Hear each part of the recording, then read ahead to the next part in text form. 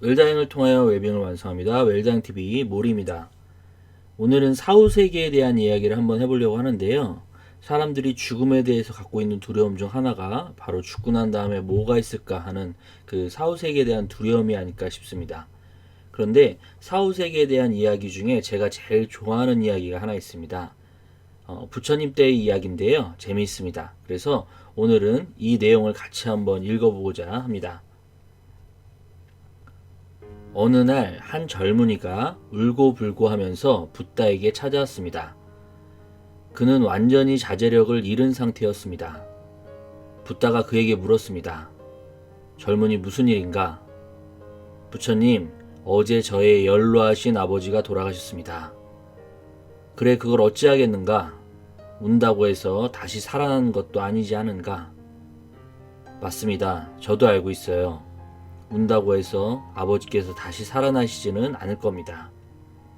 그래서 제가 부처님 당신께 특별히 요청을 드리러 온 것입니다. 제 아버지를 위해 무언가 해주세요. 아니, 내가 돌아가신 자네 부친을 위해 뭘 할 수 있단 말인가? 부처님, 제발 뭐든지 좀 해주세요. 당신은 위대한 사람이시니 하실 수 있을 겁니다. 길거리의 종교인들, 면죄부 파는 사람들, 적선을 구하는 사람들은 죽은 사람들을 위해서 온갖 의식이나 제사를 지내잖아요.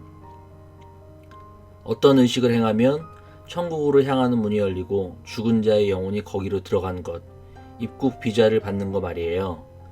부처님, 당신은 아주 위대하시니까 당신께서 제 아버지를 위해 의식을 치러주신다면 그는 입국 비자가 아니라 영원히 머물 수 있는 영주권을 얻게 될 겁니다. 제발 부처님, 뭔가를 해주세요. 이 딱한 친구는 너무 슬픔에 사로잡힌 나머지 이성적인 대화를 알아듣지 못했습니다. 붓다가 그를 가르치려면 다른 방법을 사용해야 했습니다. 그래서 붓다가 그에게 말했습니다. 좋네, 시장에 가서 항아리 2개를 사오게.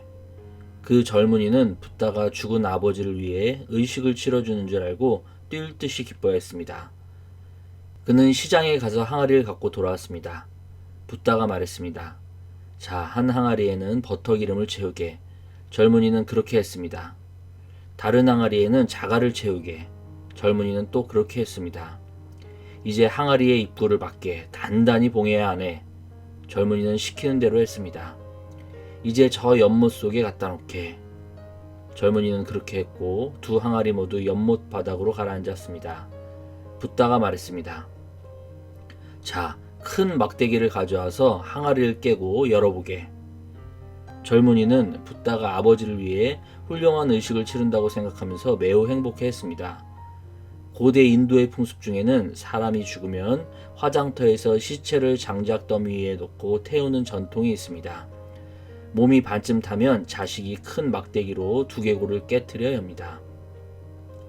사람들은 옛날부터 이 세상에서 두개골이 열리면 천국으로 가는 문이 열린다고 믿었습니다. 그래서 그 젊은이는 이렇게 생각했습니다. 아버지 시신은 어제 다 태워 제가 되었으니 상징적으로 이 항아리들을 깨트리라고 하시나 보다. 그는 이 의식이 매우 만족스럽습니다. 붓다가 시킨 대로 그는 큰 막대기를 가져다가 두 항아리를 세게 쳐서 깼습니다. 그러자마자 한 항아리에서 버터기름이 수면으로 떠올라 흘러가기 시작했습니다. 다른 항아리 속의 자갈은 연못 바닥에 쏟아져 가라앉았습니다. 그러자 붓다가 말했습니다. 이것 보게 젊은이, 이것이 내가 할 수 있는 전부일세. 자네가 아는 그 성직자들이나 기적을 일으킬 줄 아는 사람들을 불러다가 오 자갈들이여 올라오라 올라오라, 오 기름이여 내려가라 내려가라 라고 기도해보라고 하게. 무슨 일이 일어나는지 한번 보세. 아니 부처님, 무슨 농담을. 그게 말이 되는 소리입니까? 자갈은 물보다 무거우니 당연히 바닥에 가라앉게 되어 있습니다.